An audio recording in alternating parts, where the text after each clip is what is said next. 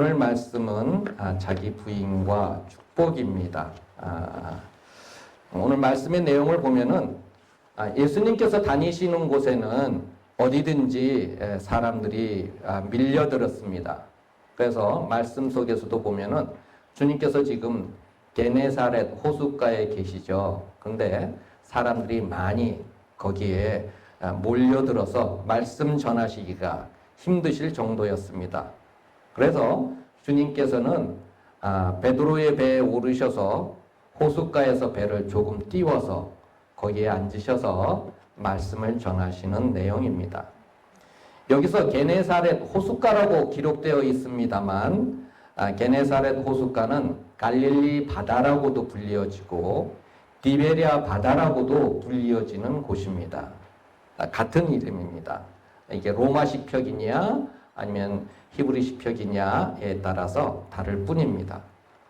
주님께서는 말씀을 마치신 다음에 베드로로 하여금 깊은 데로 가서 그물을 던지게 하셨고, 또 베드로가 이 말씀대로 행해서 그물이 찢어질 정도로 고기를 많이 잡게 된 것이 오늘의 말씀의 주된 내용인데요.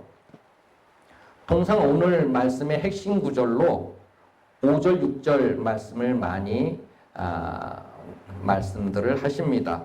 말씀에 의지하여 그물을 내리리이다 하고 그리한즉 고기를 많이 잡았다는 이 내용을 언급을 주로 많이들 하십니다.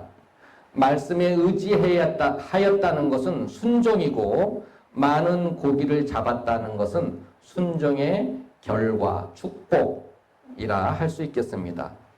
그런데 베드로가 순종한 내용을 조금 더 자세히 들여다보면 3번의 자기 부인이 있었습니다. 바꿔서 말씀드린다면 순종하려면 자기 부인을 해야 한다는 것이죠. 그 내용을 먼저 말씀드리겠습니다. 2절 말씀을, 본문 말씀 5장 2절 말씀을 다 함께 한 목소리로 읽으시겠습니다. 호숫가에 배 그쪽에 있는 것을 보시니 어부들은 배에서 나와서 그물을 씻는지라. 첫 번째 베드로의 자기 부인은 베드로가 그물을 씻었는데 예수님의 말씀을 따라 그물을 다시 던졌다는 것입니다. 그물을 씻고 있다는 것은 고기 잡는 일을 모두 끝마쳤다는 것이죠. 지금 베드로는 밤새도록 고기 잡으려고 그물을 던졌는데 잡지 못했습니다. 그래서 밤을 꼬박 새고 아침이겠죠. 아침에 이제 집에 돌아가려고 그물을 씻고 정리하고 있는 그런 가운데 있었던 것이죠. 성도 여러분, 이런 일들 경험하지 않으셨어요? 저녁 식사하러 식당에 갔는데 식당 주인이 오늘 영업 끝났어요 하고 식사 못한다는 그런 말들 한 적 드물게 있죠. 그런 경우들. 그 식당 주인은 그날 영업을 끝내고 이제 쉬려고 하는 참이었겠죠. 다시 영업을, 저녁 식사를 준비하려면, 손님한테 그 식사를 팔려면 뭐 국을 끓여야 되고 밥을 다시 새로 해야 되고 이제 퇴근하려고 하는 종업원들을 붙잡아 놓다든지 뭐 이런 일을 해야 될 것 같아요. 그러니까 이제 영업시간이 끝났으면은 더 안 팔겠다는 것을 분명하게 이야기를 하죠. 언젠가 제가 지방에 내려갈 일이 있어서 다니다가 늦은 점심을 먹어야 될 때가 있었어요. 그래서 기왕이면 맛집을 찾아가겠다고 검색해서 차로 한 10분, 20분 이제 찾아서 갔습니다. 그래서 애써서 찾아서 그 맛집이라고 해서 소문나서 딱 들어갔더니 브레이크 타임이라고 점심 안 하고 쉬는 시간이랍니다. 2시간 동안. 그래서 이게 멀리서 일부러 찾아왔는데 안 됩니까? 했는데 안 된대요. 그렇게 지금 베드로 상황이 지금 딱 그 상황이죠. 다 끝났습니다. 일 다 접었어요. 그래서 그물 다 씻고 집에 가려고 하고 있습니다. 그런데 주님의 말씀에 베드로가 어떻게 했습니까? 씻어서 정리했던 그물을 다시 들고 바다로 나가는 것이죠. 첫 번째 베드로의 자기 부인이었습니다. 이번에는 두 번째 부인에 대해서 말씀드리겠습니다. 4절 말씀을 다 함께 한 목소리로 읽으시겠습니다. 4절 읽겠습니다. 말씀을 마치시고 시몬에게 이르시되 깊은 데로 가서 그물을 내려 고기를 잡으라. 일반적으로 오전에는 바다 깊은 곳에는 고기가 없다고 합니다. 그게 일반적인 상식으로 이렇게 이야기들을 하고 있습니다.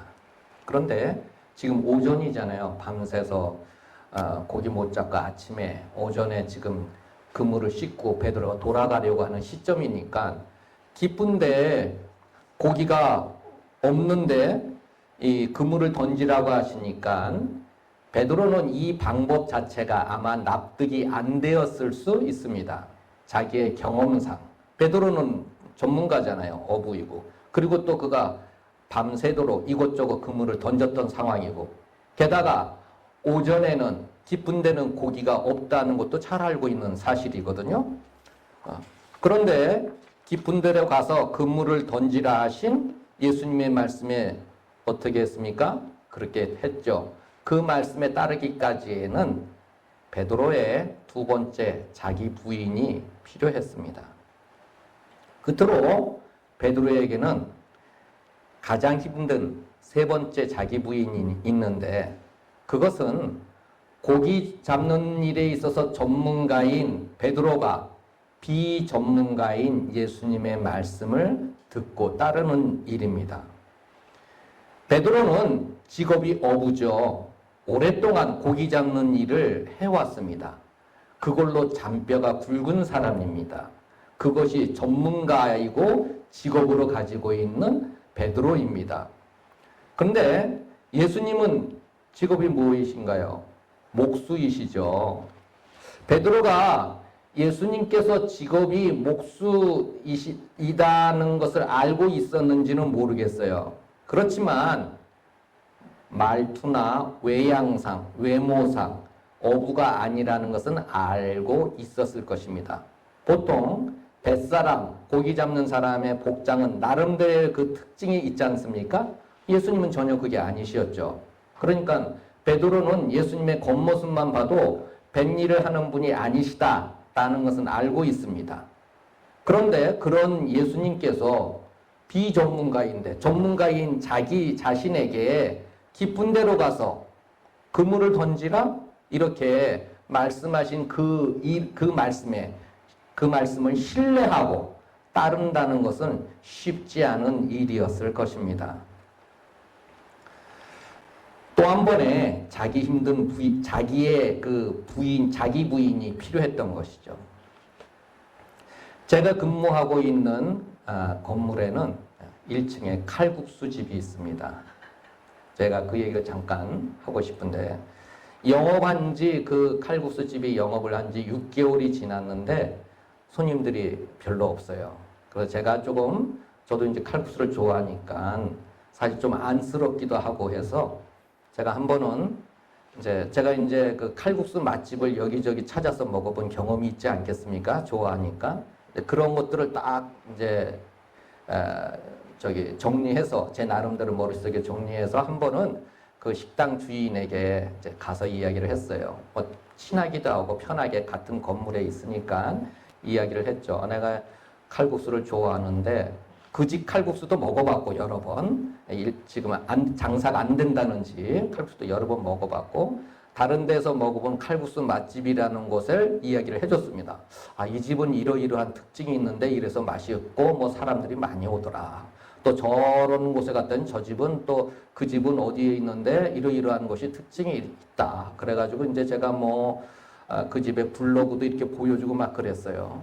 그랬더니 이제 그 식당 주인이 하는 이야기가 그 식당 운영해본 적 없으시죠? 하고 저한테 되묻는 겁니다. 그러니까 자기는 칼국수에 있어서 이미 그 식당 사장은 몇 달 동안 이미 칼국수 장사 개업하기 전에 몇 달 동안 다른 곳에 가서 칼국수를 다 직접 가서 자기가 만들어 보고 식당 뭐 잘한다는 집에 가서 이제 연습하고 해고 온 사람이었어요, 사실. 이제 그래도 사실 안 되고 있는 상황인데 제가 한 말에 대해서는 식당 운영도 안 해본 사람이 뭐 이렇다 저렇다 뭐 이게 떴다 저게 떴다 말을 하냐. 그러니까 말을 전해주고 있는 당신은 비전문가 아니냐. 나는 전문가다. 난 그런 거 다 알고 있다. 뭐 이런 뜻이죠. 예, 그래서 저보고 식당 운영 안 해봤죠? 하고 한마디로 딱 그냥 대화를 끝을 냈습니다. 그래서 식당 운영 안 해본 사람이 더 이상 말하지 말라. 뭐 이런 뜻인 거죠. 자, 베드로도 똑같은 거 아니겠습니까? 베드로 직업이 어부예요. 전문가예요. 어릴 때부터 오래전부터 해왔던 그 어부가 전문가인 생업으로 가지고 있는 그런 사람입니다. 그런데 거기에 대해서 깊은 데로 가서 그물을 던지라고 말씀하신 분은 전혀 상관없는 분이시잖아요. 그분의 말씀 듣고 한다는 것은 굉장한 자기 부인이 필요한 것입니다. 그 말씀대로 따라서 행하고 순종하기에는 굉장한 자기 부인이 필요했다는 것이죠. 지금까지 저는 베드로의 자기 부인 세 가지에 대해서 말씀드렸습니다. 큰 첫 번째로 베드로의 자기 부인이라고 한다면 이번엔 큰 두 번째로 베드로의 순종에 대해서 말씀드리겠습니다.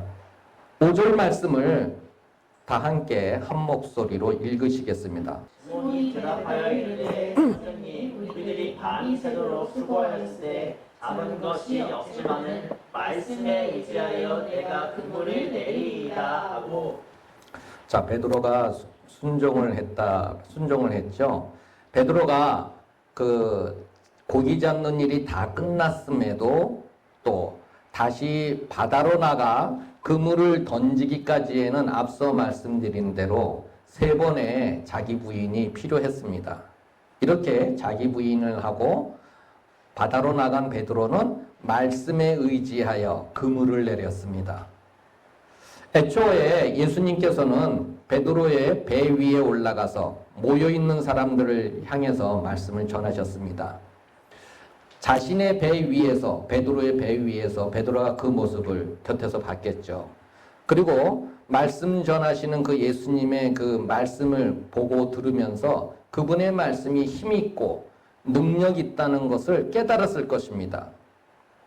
베드로는 베드로에게 예수님께서 깊은 데로 가서 그물을 던지라 하신 그 말씀에 베드로는 자기 생각들을 모두 부인하고 말씀에 의지해서 말씀대로 행했습니다. 베드로에게 그 말씀하신 분이 누구인가요? 그리스도시요 살아계신 하나님의 아들이십니다. 나는 제한되어 있고 한계가 있지만 그분은 능력에 제한이 없으신 분입니다. 베드로도 그렇기 때문에 예수님을 처음에는 5절 말씀에서 뭐라고 예수님을 지칭합니까? 호칭을 선생님. 그렇죠? 그렇게 호칭하지만 8절에서는 뭘로 호칭을 합니까? 주님이라고 호칭하죠. 주여 하고 호칭을 하고 있습니다. 그렇게 예수님에 대한 인식이 바뀌었습니다. 그분의 그 모습이 어떤 분인지 그분의 능력을 그는 곁에서 보면서 깨달았던 것이죠. 자, 성경 말씀 속에서 우리 성도님들께 보여주시는 하나님의 모든 이 성경 말씀은 하나님의 말씀입니다. 그분은 우주 만물을 지으시고 창조하시고 온 우주 만물의 주인이십니다. 이 세상의 역사의 수레바퀴를 움직이시는 그러한 하나님이십니다. 하나님께서 무엇라고 말씀하시든지 말씀에 의지하여 순종함으로 행할 때 하나님의 축복이 임하시는 줄로 믿으시기 바랍니다. 이번에는 하나님의 말씀에 순종했을 때 어떤 결과와 변화가 있는지 말씀을 통해 보겠습니다. 큰 세 번째로 순종의 결과와 변화입니다. 6절, 본문 6절 말씀을 다 함께 한 목소리로 읽겠습니다. 그렇게 하니 고기를 잡은 것이 실이 많아 그물이 찢어지는지라. 밤새도록 그물을 던졌지만 고기를 못 잡았던 베드로가 말씀대로 했을 때 엄청나게 많은 고기를 잡아서 다른 배에까지 요청해서 2배에 나누어 실어야 할 정도로까지 넘치게 잡았습니다. 7절 말씀을 보면 손짓해서 사람들이 와서 도와달라 다른 사람들이 요청을 하죠. 지금 베드로는 깊은 데 가서 그물을 던졌기 때문에 아마 도와달라고 말을 해도 사람들한테 안 들렸을 거예요. 그렇죠? 그러니까 어떻게 했습니까? 손짓을 하고 있잖아요. 도와달라. 그물이 찢어지고 있다는 것을 손짓으로 표현을 한 것입니다. 도와달라고. 그래서 다른 배에 있는 사람들이 같이 그 배를 몰고 거기까지 온 것입니다. 깊은 곳까지 와서. 그래서 나누어서 같이 함께 그물을 잡아당겼고 그 한 배에 고기를 다 실어 나눌 수 없으니까 나누어서 고기를 2배에 채워서 잠길 정도로까지 고기를 잡았죠. 고기 잡는 일로 이력이 날 정도로 잔뼈가 굵었다고 할 수 있는 전문가인 베드로가 밤새워 그물을 던져도 고기를 못 잡고 쓸쓸히 돌아가야 하는 그 상황 속에서 말씀에 의지해서 깊은 데로 가서 그물을 던졌을 때 놀라운 일을 경험할 수 있었습니다. 말씀대로 행할 때, 말씀대로 살아갈 때 내 상식과 내 생각을 초월한 내 경험을 뛰어넘는 일들을 경험하게 됩니다. 우리는 자칫 주님의 은혜를 입어서 많은 물고기를 잡았다. 이런 큰 축복과 결과에만 주목하기가 쉽습니다. 그러나 이러한 그 축복의 이면에는 자기 생각이나 자기 상식, 자기 지식, 자기의 경험 이런 것을 의지하지 않고 오직 말씀에 의지하여 행하여야 합니다. 말씀에 의지해서 그물을 던질 때 내가 경험하지 못한 것들을 경험하게 되는 것이죠. 또한 예수님께서는 베드로를 접하신 다음에 장차 베드로에게 있을 변화를 말씀하십니다. 10절 말씀을 다 함께 한 목소리로 읽으시겠습니다. 10절 읽겠습니다. 세베대의 아들로서 시몬의 동업자인 야고보와 요한도 놀랐습니다. 예수께서 시몬에게 이르시되 무서워하지 말라. 이제 후로는 내가 사람을 취하리라 하시니. 주님께서 베드로에게 장차 어떤 일이 일어나리라고 하십니까? 사람을 취하리라 하시는 거죠. 예수님께서 지금 베드로의 현재 모습이 아니라 장래를 보고 계시죠. 미래를 보고 계신 거예요. 베드로를 통해서 일어날 일, 앞으로 그에게 어떤 일이 일어날 것인지 예수님을 따르고 예수님의 제자로 살 때 그 후에 그에게 어떤 변화가 있을지 지금 예수님께서는 그 미래를 보고 말씀하고 계십니다. 너가 사람을 취하리라. 너가 사람 낚는 어부가 되리라.